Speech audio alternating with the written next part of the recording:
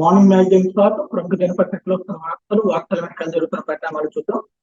ఈనాడు చూస్తే ప్రధానమైనటువంటిది ఔత్సాహిక పారిశ్రామిక వ్యాపారాలకు సంస్థ రాయితీలను హైలైట్ చేసి భారీ రాయితీలు, బీసీ, ఎస్సీ, ఎస్టీ, మైనార్టీ మహిళలకు ప్రోత్సాహం, పెట్టుబడి రాయితీ 35 నుంచి 45% పెంపు, 50 కోట్ల నీరు చెట్టు పెండింగ్ బకాయి చెల్లింపు, 6,78,345 కోట్ల పెట్టుబడులు, 4,28,705 మందికి ఉపాధి కల్పించే ఒప్పందాలకు మంత్రిమండలి ఆమోదం.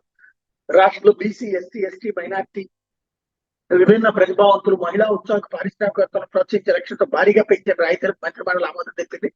రాష్ట్ర సచివాలయం ముఖ్యమంత్రి అధ్యక్షతను గురువారం నిర్వహించిన మంత్రిమండలి సమావేశం పలు కీలక నిర్ణయాలు తీసుకుంది. ప్రస్తుతం బీసీ, ఎస్సీ, ఎస్టీ, మైనార్టీ విభిన్న ప్రతిభావంతులు, మహిళా ఉత్సాహక పారిశ్రామికవేత్తలకు 35% మన పెట్టుబడి రాయితీ 45% పెంచుతూ నిర్ణయం తీసుకుంది. ఇప్పటి వరకు ఉత్పత్తి కార్యకలాపాలకి పెట్టుబడి రాయితీ ఇస్తుండగా ఇకపైన రవాణా, లాజిస్టిక్స్ సైతం 45% రాయితీ లేదా గరిష్టంగా 75 లక్షల రూపాయల వరకు నిర్ణయించింది. కొత్తగా పెట్టుబడులు పెట్టే వరకే ఈ రాయితీలు వర్తిస్తాయి. ఎస్సీ, ఎస్టీ పారిశ్రామికవేత్తలకు ఇంతకు ముందు భూమి విలువపై 50% రాయితీ గరిష్టంగా 2 లక్షలు ఇస్తుండగా దీన్ని 75% గరిష్టంగా 25 లక్షల రూపాయలకి పెంచే ప్రతిపాదన మంత్రిమండలి ఆమోదించింది. మంత్రిమండలిలో తీసుకున్న నిర్ణయాలు సమాచార పౌర సంబంధాల శాఖ మంత్రి పురుష్ పార్థసారథి మీడియాకు వెల్లడించారన్నట్టు అర్థమైనది చాలా అద్భుతమైనటువంటి అంశం. ఎస్సీ, ఎస్టీలో ఎవరైనా పరిశ్రమ పెడితే మహిళలకు సంబంధించి ఏకంగా 25 లక్షల రూపాయల వరకు, అంటే 1 కోటి రూపాయల దాకా ఇండస్ట్రీ పెట్టుకునేటువంటి ప్రతి ఒక్కరు కూడా దాదాపు 25 లక్షల రూపాయలు రాష్ట్ర ప్రభుత్వం డబ్బులు ఇచ్చేటటువంటి అంశం చాలా ముఖ్యమైనది. ఇందులో మళ్ళీ పాలసీలో మహిళలు, బీసీలు, విభిన్న ప్రతిభావంతులకు 6 ఏళ్ల పాటు విద్యుత్ రాయితీగా ప్రతి యూనిట్ కి రూపాయి, ఎస్సీ, ఎస్టీలకు యూనిట్ కి రూపాయిన్నర చొప్పున 5 ఏళ్ల పాటు ఇవ్వడానికి, అలాగే అన్ని వర్గాల మహిళలు, ఎస్సీ, ఎస్టీ, బీసీ, మైనార్టీ విభిన్న ప్రతిభావంతులకు విద్యుత్ రాయితీని యూనిట్ కి రూపాయిన్నర చొప్పున 5 ఏళ్ల పాటు ఇవ్వాలని నిర్ణయించడం. రాష్ట్ర జిఎస్టీ రియంబర్స్మెంట్ ప్రోత్సాహం 5 ఏళ్ల పాటు ఇవ్వాలనుకోవడం మాత్రం అద్భుతమైనటువంటి అంశం. చాలా చక్కటి పాలసీ ఆంధ్రప్రదేశ్ ప్రభుత్వం చేసింది. కాకపోతే దీన్ని వినియోగించుకునేందుకు ఇప్పుడు ఆయా వర్గాలు ముందుకు రావాలి. అయితే మదనపల్లె దస్త్రాల దహనం కేసులో వేళ్లన్నీ పెద్దిరెడ్డి వైపే. మదనపల్లె సబ్ కలెక్టరేట్ లో గత ఏడాది జూలై 21 జరిగిన రెవెన్యూ దస్త్రాల దహనం ఘటన కారకుడిగా అన్ని వేళ్లు మాజీ మంత్రి కుమ్మనూరు ఎమ్మెల్యే పెద్దిరెడ్డి రామచంద్రరెడ్డి వైపే చూపిస్తున్నాయి. ఈ రెవెన్యూ డివిజన్ పరిధిలో డీ పట్టా, ఫ్రీ హోల్డ్ భూములు అక్రమ క్రమబద్ధీకరణకు సంబంధించిన ఆధారాలు ధ్వంసం చేసేందుకు, అవినీతి దందాలు బయటకు రాకుండా తొక్కిపెట్టేందుకు పెద్దిరెడ్డి పిఏ మునితోకారం, అత్యంత సన్నిహిత అనుచరుడైన వంకరెడ్డి మాధవరెడ్డిలు, రెవెన్యూ విభాగం సీనియర్ అసిస్టెంట్ గౌతమ్ తేజాను పురికొల్పి పైళ్లకు నిప్పులంటించినట్టు దర్యాప్తులో తెలియదు. మాధవరెడ్డి, మునితోకారం మరికొంత పక్క కలిసి ఈ కుట్రకు పాల్పడినట్టు వెల్లైంది. పెద్దిరెడ్డి ఆదేశాల అన్నదండలతోనే వాళ్ళు ఈ కుట్ర చేశారని ఫిర్యాదులు, ఆరోపణలు ఉన్నాయి. ఈ కేసులో ఇప్పటికే అరెస్ట్ అయిన గౌతమ్ తేజ రిమాండ్ రిపోర్ట్ లో 10 చోట్ల పెద్దిరెడ్డి రామచంద్రారెడ్డి పేరుంది. ఈ కేసులో 4వ నిందితుడైన A4 మునితోకారం ఈ ఘటన జరిగిన వెంటనే జరిగినటువంటి ప్రక్రియలకు సంబంధించి రాసుకొచ్చారు. ఇదేమి లేదు, కుకింగ్ స్టోరీ తప్పించి మరేం లేదు. దీంట్లో వీళ్ళే దర్యాప్తు చేసేస్తారు, వీళ్ళే డిసైడ్ చేసేస్తారు. గౌతమ్ తేజ తప్పించి ఇందులో ఏం కాలేదు. ఈ మిగతాదంతా వీళ్ళ అల్లిక తప్పించి మరేం ఉండదు. నిజంగా దమ్ముంటే అదే నిజమైతే కనుక కేసు అరెస్ట్ చేయమని. మదనపల్లి దహనానికి సంబంధించి ఎన్ని రోజులైంది, ఎందుకు ఈ రోజు వరకు అరెస్ట్ చేయట్లేదు? పెద్దిరెడ్డిని అరెస్ట్ చేస్తారని చూడండి. కాకపోతే మనం చెయ్యలేనప్పుడు, తగిన ఆధారాలు లేనప్పుడు వట్టకాల్చి మీదేసేటటువంటిది, అంటే శిక్ష పడితే 6 నెలలు పడతాయి, ఏడాది పడుతుందో తెలియదు, కానీ నిత్యం హింసించడం అనమాట. పేపర్లలో దొంగ దొంగ దొంగ దొంగ అనేటటువంటి ఒక ఫీలింగ్ కల్పించేటటువంటి ఒక ఎత్తుగడ. జగన్ విషయంలో ఎట్లాంటి ఫార్ములా ఫాలో అయ్యారో ఇప్పుడు అట్లాగే మన వాళ్ళైతే అద్భుతం. వాళ్ళు చేసిన తప్పు చేసిన అగ్రిగోల్డ్ లాంటివి జరిగినా, లేకపోతే మరొకటి జరిగినా అబ్బెబ్బే అదంతా తప్పుడు ఆరోపణలని వీళ్ళే వార్తలు రాసేస్తారు. ఎదురోళ్ళు తప్పుడోళ్ళని వీళ్ళే వార్తలు రాసేస్తారు. ఆంధ్రప్రదేశ్ కు పట్టినటువంటి శాపం ఏంటంటే జర్నలిజం అనడానికి ఇది ఒక సజీవ ప్రాణి. లేకపోతే ఆశలను దోచుకున్నారు అంటూ ఏజెంట్ నమ్మక ద్రోహం, జీవితం అంతా దాచుకున్న డబ్బు పుష్కాకి అప్పుడుతో మరింత అగాధంలోకి అమెరికా నుంచి వచ్చిన దేన కాదు ఇది. అమెరికా కాలాలు నిజం చేసుకునేందుకు వాళ్ళంతా ఏజెంట్లను నమ్మారు. జీవితం అంతా కష్టపడి దాచుకున్నటువంటి డబ్బుతో పాటు లక్షల అప్పులు చేసి వాళ్ళకి అప్పగించారు. ఇళ్లను వదిలేశారు, అత్యంత దుర్భర ప్రయాణం చేశారు, అయినా భరించారు. దీనివల్ల జీవితాలు మలుపు తిరిగితే ఆశించారు. కానీ ఏజెంట్ల మోసాలు చివరికి చేతులకు బయటలతో స్వదేశానికి తిరిగి వచ్చారు వార్తని హైలైట్ చేశారు. రాసేవాడికన్నా సిగ్గుండాలా, చెప్పేవాడికన్నా సిగ్గుండాలా? లక్షలకు లక్షలు ఇచ్చారంటేనే అది తప్పుడు మార్గంలో వెళ్తున్నట్టు. అదే సందర్భంలో అక్కడికి వెళ్ళిన తర్వాత బేడీ లేకుండా సన్మానాలు చేస్తారా? ఒక దేశానికి దాటిన తర్వాత తప్పుడు దారిలో ప్రయాణం చేస్తున్నప్పుడు కూడా తమకు తెలియదు అని చెప్పారంటే అంతకంటే వెళ్తాను వాళ్ళది నమ్మాలనేటటువంటి అమాయకత్వం, లేకపోతే మూర్ఖత్వం, లేదా ప్రజల్ని మోసం చేసేటటువంటి తత్వం తప్పించి మరేమి లేదు. లేకపోతే ఏఐఎస్ అధికారుల్ని పంపండి మహాప్రభు, మాకు అఖిల భారత సర్వీస్ అధికారులు కొరత తీవ్రంగా ఉంది, రిప్యుటేషన్ పై కొందరు అధికారులు పంపించినట్టు రాష్ట్ర ప్రభుత్వం పదే విజ్ఞప్తి చేస్తున్నాం. కేంద్రం స్పందించడానికి ముఖ్యమంత్రి చంద్రబాబు స్వయంగా 2 సార్లు లేఖ రాసిన పట్టించుకోలేదు. కేంద్రంతో సంప్రదింపులు జరిపిన అధికారులు డిప్యుటేషన్ కి అనుమతి పొందడంలో రాష్ట్ర ఉన్నతాధికారుల వైఫల్యం కూడా దీనికి ముఖ్య కారణం. 4 ఐఏఎస్, 3 ఐపీఎస్, 4 ఐఆర్ఎస్ సహా మొత్తం 10 మంది అధికారులు రాష్ట్రానికి డిప్యుటేషన్ మీద పంపాలని ముఖ్యమంత్రి చంద్రబాబు 2024 నవంబర్ 4 ప్రధానికి లేఖ రాశారు. కేంద్రం స్పందించకూడదు. డిసెంబర్ 25 మరో లేఖ రాశారు.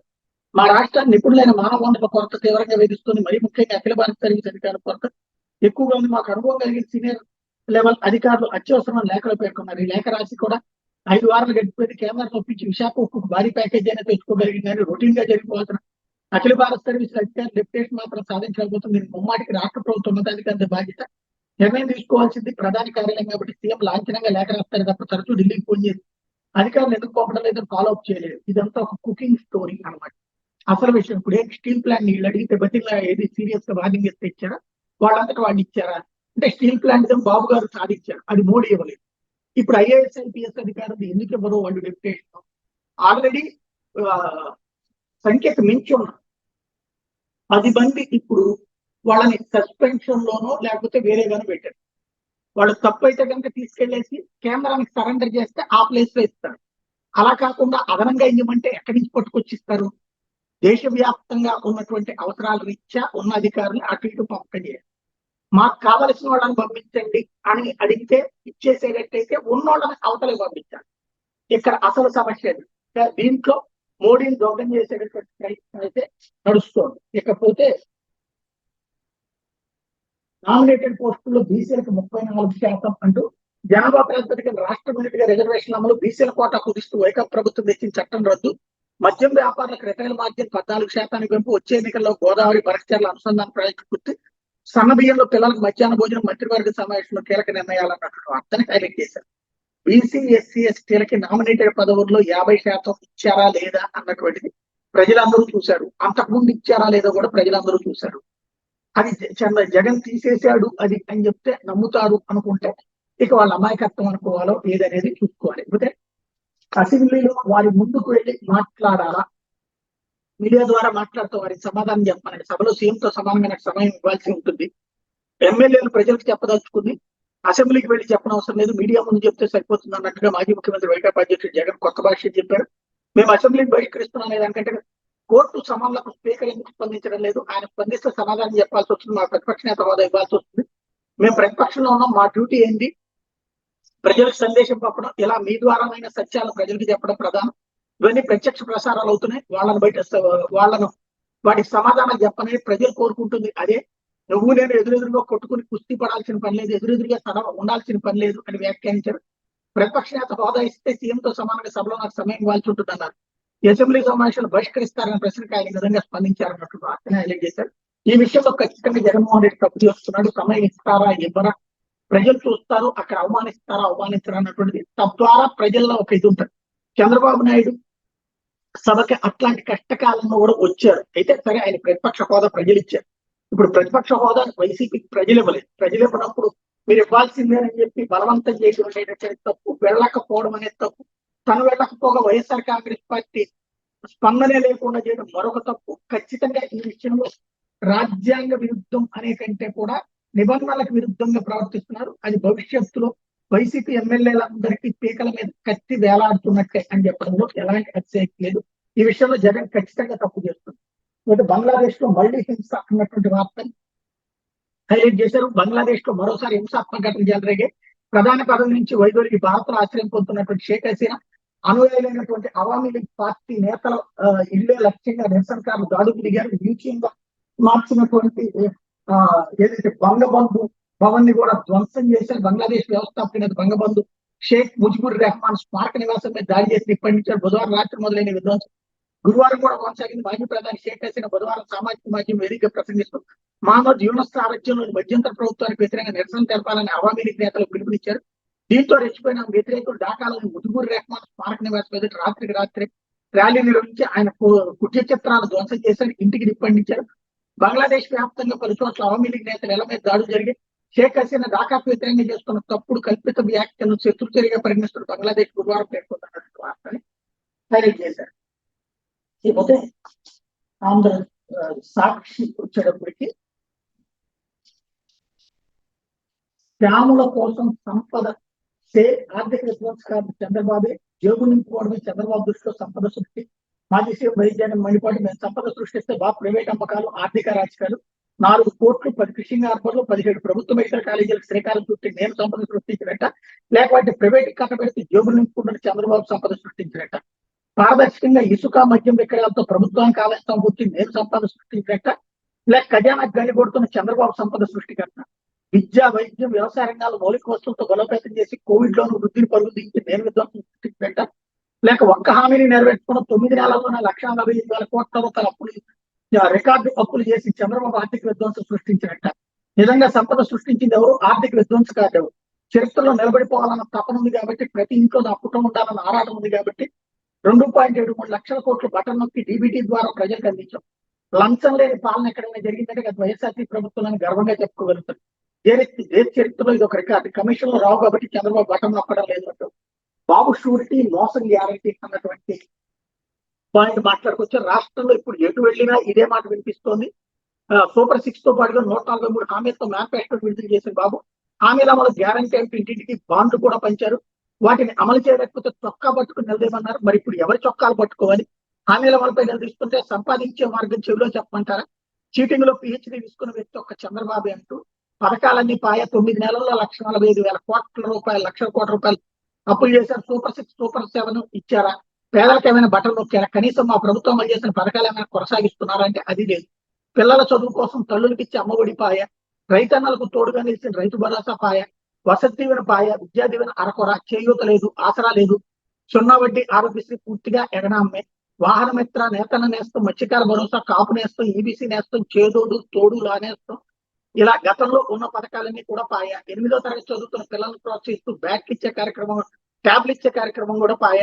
మరి 1.45 లక్షల కోట్లు ఎవరి జేబుల్లోకి పోతున్నాయి? లేనివి ఉన్నట్టుగా చెప్తే పెట్టుబడులు వస్తాయి. దావోస్ నుంచి నీతి ఆయోగ్ దాకా ఇదంతా నెగిటివ్ ప్రచారమేగా. పెట్టుబడులు ఆకర్షించలే ఏం చర్యలు తీసుకున్నారు? జిందాల్ వంటి సంస్థను భయపెట్టి పంపేశారు. జిందాల్ వంటి వారికి ఈ పరిస్థితి ఉంటే ఎవరైనా ఎందుకు వస్తారు అంటూ హైలైట్ చేశారు. కాబట్టి చంద్రబాబు ఎన్డీఏ చైర్మన్ కోరికకు మోడీ నో అంటూ సార్వత్రిక ఎన్నికల తర్వాత చంద్రబాబు ఎన్డీఏ భాగస్వామ్య పక్షాల కూటమికి చైర్మన్ లేదా వైస్ చైర్మన్ అవ్వాలనుకున్నారు. మాజీ ప్రధాని దేవగౌడ సంచలన వ్యాఖ్యలు చేశారు. అయితే ప్రధాని నరేంద్ర మోడీ తిరస్కరించారని, చంద్రబాబు ప్రతిపాదన అంగీకరించలేదు దేవగౌడ వెల్లడించారు. గురువారం రాజ్యసభలో రాష్ట్రపతి ప్రసంగానికి ధన్యవాద తీర్మానంపై చర్చలు దేవగౌడ మాట్లాడుతూ 2014-19 ఎన్నికల్లో మోడీ 300కు పైగా సీట్లు సాధించారు. 2024 ఎన్నికల్లో ఆయనకు 240 సీట్లు వచ్చాయి. వివిధ ప్రాంతీయ పార్టీల నేతలు ఆయనకు మద్దతుగానే ఇచ్చారు. ప్రస్తుతానికి దాదాపు 305 సీట్లు ఉన్నాయి. ఇది సభా వేదికపై రుజువైంది. విశ్వాస ఓటు కోరే ప్రశ్నే లేదు. ఎన్డీఏ కూటమికి వైస్ చైర్మన్ ప్రధాని నియమించలేదు. యూపీఏ ప్రభుత్వం ప్రధానమంత్రి మాత్రమే కాకుండా కూటమికి పవర్ సెంటర్ గా వైస్ చైర్మన్ కూడా ఉన్నారు. కూటమి చైర్మన్ పవర్ సెంటర్ గా ఉంటారు. కానీ ప్రధాని మోడీ కూటమిని నడిపించడానికి లేదా ప్రభుత్వంలో జోక్యం చేసుకోవడానికి ఎవరిని అనుమతించలేదని అన్నారు. ఇప్పుడు 2024లో మోడీ 240 సీట్లు సాధించినప్పుడు చంద్రబాబు టీడీపీ వంటి ఇతర ప్రాంతీయ పార్టీలు ఆయనకు మద్దతు ఇచ్చాయి. చంద్రబాబు అన్ని ఎన్డీఏ పార్టీలు ఏర్పాటు చేసిన కూటమి వైస్ చైర్మన్ లేదా చైర్మన్ కావాలని కోరుకున్నారు. కానీ మోడీ తిరస్కరించారు. పరిపాలన ఎలా నిర్వహించాలో మోడీకి తెలుసు. ప్రధానిగా ముఖ్యమంత్రిగా అనుభవం ఉన్న మోడీ ఈ దేశాన్ని ఎలాంటి ఊగిసలాట లేకుండా నడపగల మహోన్నత నాయకుడు. నేను నిజం చెప్తే మీరు అంగీకరించాలి, నేను ఏదైనా అవాస్తవం చెప్తే మీరు నాపై దాడి చేయొచ్చని వ్యాఖ్యానించారు. అయితే దేవగౌడ ప్రసంగం అనంతరం రాజ్యసభలో మాట్లాడిన బీజేపీ జాతీయ అధ్యక్షుడు కేంద్ర మంత్రి జేపీ నడ్డా చంద్రబాబుపై దేవగౌడ చేసిన వ్యాఖ్యలు ఖండించారు. ఎన్డీఏలో చంద్రబాబుని చైర్మన్ చేయాలన్న ఎలాంటి చర్చ జరగలేదని, అందరూ కలిసి ప్రధాని నరేంద్ర మోడీ నేతృత్వంలో అందరి సహకారంతో ముందుకెళ్లాలని నిర్ణయించుకున్నామని నడ్డా స్పష్టం చేశారు అని హైలైట్ చేశారు. లేకపోతే కాంట్రాక్టర్లకి దన్నుగా అంటూ ఒక్కరికే ఎక్కువ విలువైన పనులు అప్పగింత, ఇందుకు అనుగుణంగా అర్హత నిబంధనల సడలింపు, లక్షల కోట్ల పనులకు అరువులు కరువు, అందుకే ప్రీ క్వాలిఫైడ్ ఫార్ములాలో మార్పులు, కేబినెట్ నిర్ణయాలు వెళ్లించిన మంత్రి పార్థసారథి 2014-19 మధ్య నీరు చెట్టు పనులకు 50.56 కోట్ల చెల్లింపు, ఎస్సీ ఎస్టీ బీసీ మైనార్టీ మహిళా పారిశ్రామికవేత్తలకు రాయితీలు, పోలవరం నిర్వాసితుల కొత్తగా మల్టీ టెండర్లు, రిజిస్ట్రేషన్లకు అడ్వాన్స్ ల్యాట్ బుకింగ్, డైనమిక్ క్యూ మేనేజ్మెంట్ విధానం అన్నటువంటి వార్తని హైలైట్ చేశారు. లేకపోతే రెడ్ బుక్ కుట్రకే పచ్చ సిట్ అంటూ ఏకోరి టీడీపీ విజయ అధికారులతో ఏర్పాటు, సోషల్ మీడియా కార్యకర్తలపై అక్రమ కేసులో మాస్టర్ మైండ్ రాజశేఖర్ బాబు, పారిశ్రామికవేత్త జిందాల్పై అక్రమ కేసు నిర్వాహకం అయిందే, మరో సభ్యుడు సుబ్బారాయుడు బాబు భక్తుడు, తిరుపతిలో భక్తుల దుర్మార్గానికి బాధ్యుడు, విజయవాడలో పాలదందా సూత్రధారి పొలి శ్రీనివాస్, ఎమ్మెల్యేల phone tapping track record DSP అట్లాంటి వాళ్ళందరితో ఇప్పుడు సిట్ వేశాడు లెక్కల మీద అన్నటువంటి వార్తని హైలైట్ చేశారు. ఇకపోతే రాబందు కనువిందు అన్నటువంటి మరొక వార్తని హైలైట్ చేశారు. పర్యావరణ బంధువైన నల్ల రాబందు కృష్ణా జిల్లా చిన్నగొల్లపాలెం ఏటిపాలెంలో లభ్యమైంది. వేటాడి అతిపెద్ద పక్షులు ఒకటే నల్ల రాబందు అంతరించిపోతుంది అని తెలుసు. ఎర్రని పక్షి గంధం సూర్యారావు అని మత్స్యకారుడు వద్ద అటవీ శాఖ అధికారులు గురువారం గుర్తించారు. 3 రోజుల క్రితం నీటిలో తడిచిపోవడం ఎగరలేక సముద్ర పోటును పడి ఉన్న ఈ భారీ పక్షిని సూర్యారావు ఇంటికి తీసుకొచ్చి పంజరంలో పెంచుతున్నారు. సమాచారం అందుకున్న ఏలూరు జిల్లా అటవీ శాఖ అధికారి బి విజయ కైకలూరు అటవీ శాఖ deputy range officer Ranjith Kumar సిబ్బందిని ఘటనాస్థలాన్ని పంపించి దాన్ని స్వాధీనం చేసుకున్నారు. అనంతరం పంచనామా జరిపించి నల్లరాబోదం సంరక్షణ నిమిత్తం విశాఖ దూకి తరలించారన్నటువంటి వార్తని హైలైట్ చేశారు. లేకపోతే ఆంధ్రజ్యోతి 4 నెలలు 3 హామీలు అమలు కార్యాచరణ, కేబినెట్ కీలక నిర్ణయాలు, విద్యా సంవత్సరం ప్రారంభంలోని తల్లికి వందనం, జూలైకి డిఎస్సి నియామక ప్రక్రియ పూర్తి, మేలో రైతుల ఖాతాలో అన్నదాత సుఖీభావ, విద్యుత్ ఛార్జీలు తగ్గించడంపై దృష్టి, రెవెన్యూ సమస్యలపై ఆర్డీఓలకే అప్పీల్ అధికారం, నీరు చెట్టు పెండింగ్ బిల్లు 900 కోట్లకు మోక్షం, హాస్టల్ మధ్యాహ్న భోజనానికి నాణ్యమైన బియ్యం, ఈఎస్టీపీ పెంపుకు నియోజకవర్గానికి ఒక బృందం, అధికారుల శిక్షణకు అత్యాధునిక కేంద్రం ఏర్పాటు, 6,78,345 కోట్ల పెట్టుబడులు, ఒప్పందాలు జరిగిన 34 ప్రాజెక్టుల ప్రతిపాదనలు, రాష్ట్ర కేబినెట్ ఆమోదం, బడుగు మహిళా పారిశ్రామికవేత్తల దివ్యాంగులకు 45% పెట్టుబడి రాయితీ, విద్యా సంవత్సరం ప్రారంభంలో తల్లికి వందనం పథకం అమలు చేయాలి, ఎంతమంది పిల్లలున్నా ఇస్తాం, దేశంలోని రైతులకు అన్నదాత సుఖీభావ పథకం వర్తింపజేస్తాం, అధికారులు